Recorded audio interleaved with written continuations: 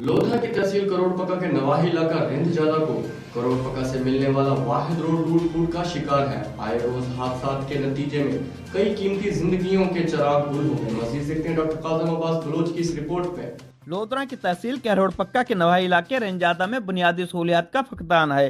50,000 से ज्यादा नफूस पर मुश्तमिल इलाके में तरक्की याफ्ता दौर में भी अस्पताल और ना ही डिस्पेंसरी की सहूलत मौजूद है। अहले इलाका को इलाज के लिए तहसील हेडक्वार्टर अस्पताल करोड़पक्का जाना पड़ता है और करोड़पक्का की जानब जाने वाला वाहिद रोड जो कि 1986 में तमीर हुआ, बदकिस्मती से 34 साल में आज तक इस रोड की मरम्मत नहीं हो सकी।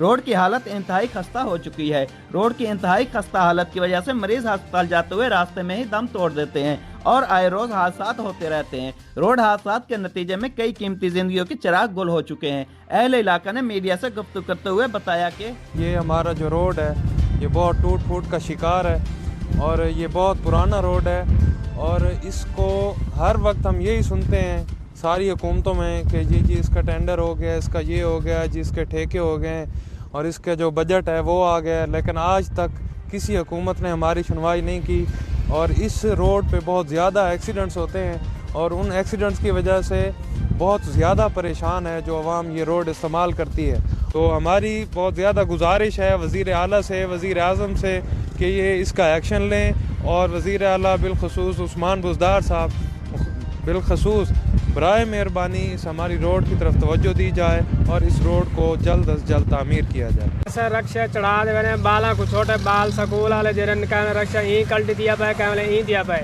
कहें बाल दी लत बांह त्रुटी पई है कहें सिर पड़ा पे लिहाजा रोड बना दे रीता बने।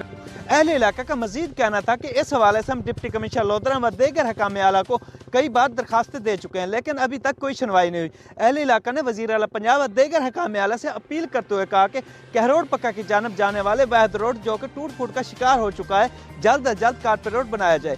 कैमरा टीम के साथ डॉक्टर काज़म अब्बास बलोच, राज न्यूज़, लोधरा।